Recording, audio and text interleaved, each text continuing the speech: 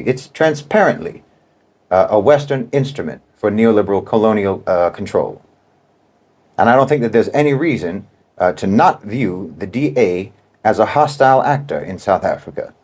Ladies and gentlemen, welcome to AZANIA RISE, Pan-Africanist Movement channel. As you can see, ladies and gentlemen, I've got this man from a YouTube channel called Middle Nation. What I like about this gentleman is that he's one of the few white people who is able to tell the truth about the way things are happening in Africa as well as South Africa. So, ladies and gentlemen, without wasting any more time, just listen to what this guy had to say, and then we can meet in the comment section. That's where you have to begin. You begin with the recognition that the stance of the West towards Africa is entrenched and unchanging, that the status quo of subordination and exploitation will always be a policy priority for the West, which they will pursue by any and every means. And what means they will employ will be determined by the viability in any given circumstances. They'll do it by violence when that's viable, and by other means when violence is not viable, by means of manipulation and economic coercion, through debt, financial aid, or the promise of financial aid, or by tampering in domestic politics and elections, and so on. And of course, as colonization and imperialism have always done, they will utilize local agents and collaborators to act on their behalf. Well, that brings us to the Democratic Alliance, which is a radically neoliberal, Western-aligned elitist political party of colonizer collaborators. The DA has received funding from, among others, the National Endowment for Democracy, which is regarded correctly as a wing of the CIA.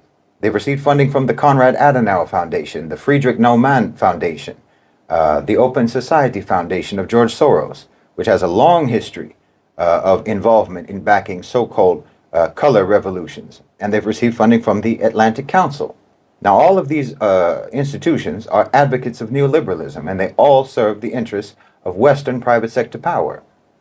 The DA has a close relationship with the Israeli and the British governments, and an extremely close relationship with the Americans. They frequently consult at the American Embassy in South Africa.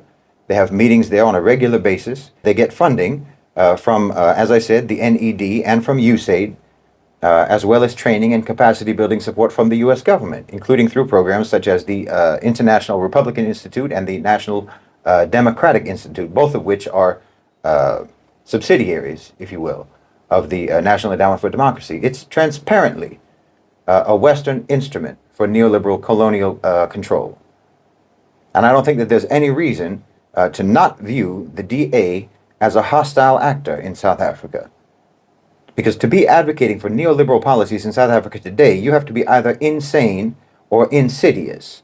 You have to either not understand the devastating impact that these policies have had on the society and on the economy for the last 30 years, or you have to want that devastation, which means that you are either too incompetent to lead the society, or you're too contemptuous of the society to be given leadership.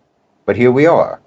The ANC, either because of naivete or because of coercion or because of corruption, or some combination of all three, the ANC aligned itself with neoliberal thinking to one degree or another for decades. And the tremendous suffering, the inequality, the poverty, the strife that this has caused inevitably led to both a decline in the ANC's popularity, but also to a rise in anti-neoliberal opposition parties.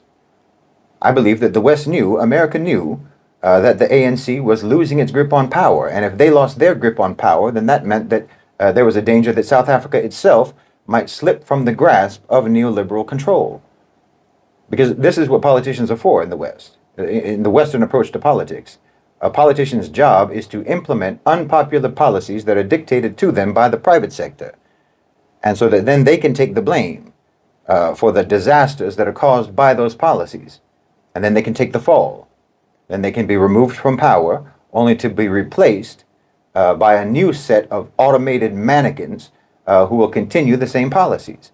Because under the neoliberal model, power actually rests in the private sector, not in the government.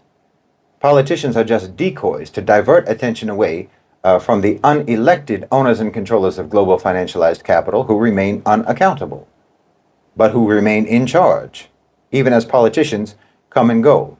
But the problem in South Africa is that there are parties vying for power who actually genuinely oppose neoliberalism and who approach politics and governance from a position of principle.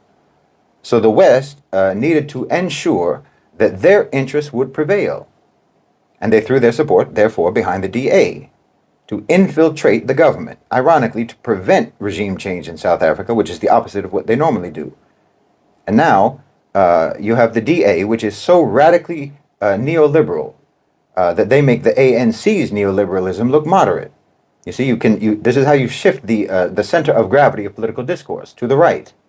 That way, any seeming concession by the coalition government will still end up being in your favor, in the favor of the neoliberals. And as I say, they had to do this because you have parties in South Africa, like, for example, the EFF, which is championing for the nationalization of key economic sectors. So to offset that, to ensure that any conciliatory gesture in that direction will still be acceptable to neoliberal goals, well, you have to have a rabidly capitalist party that's calling for the privatization of everything.